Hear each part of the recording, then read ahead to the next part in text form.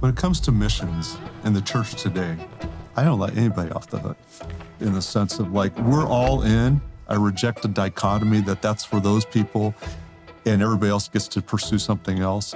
You can't read the New Testament carefully and not come away with the conviction that every believer is called to be a witness for Christ and to see the gospel extended to the nations.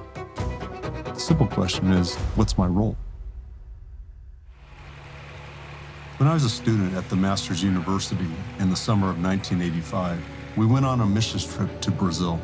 And really, I signed up not because I loved missions. You know, these stories of people who lived in tribes and villages and the sacrifices they made, I thought that's the last thing I'd ever want to do and the worst thing that God could ask me to do.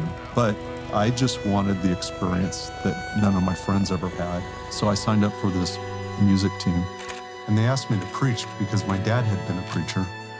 And I'll never forget being in the city of Manaus in a small missionary church on the Amazon.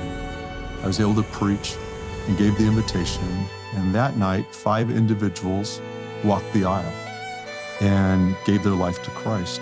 When the concert and the sermon was over, I sat down on the front pew, little wooden bench actually, and I just began to weep because it was the first time in my life I had experienced being used of God to enable somebody from a human perspective to cross over the threshold to eternity.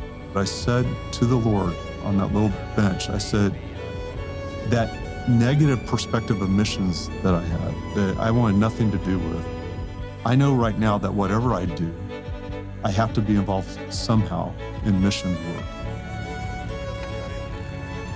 After that missions trip to Brazil, I began to actively pursue what the Lord's leading for me in missions would be. After graduating, I began a 27-year career at the Master's University with a focus on giving students that same life-changing opportunity I experienced that first summer in Brazil. After years in the student life department and ultimately a season as the executive vice president at the university, the Lord brought me to the Master's Academy International in 2014. So the idea of TMAI is the idea of replicating the Master's Seminary experience around the world to establish national training centers led by national church leaders and pastors who've been trained, and training guys in country allows them to stay in their churches. It allows them to be taught in their own language. It allows them to be taught by national pastors, and that's more effective than an American missionary. It just makes sense.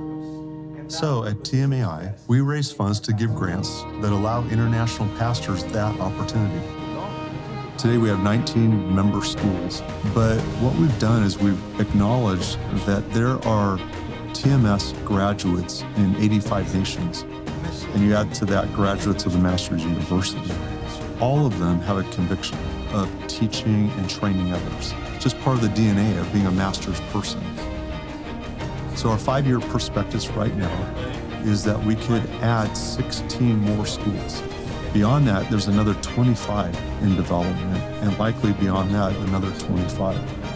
So prospect for growth is crazy.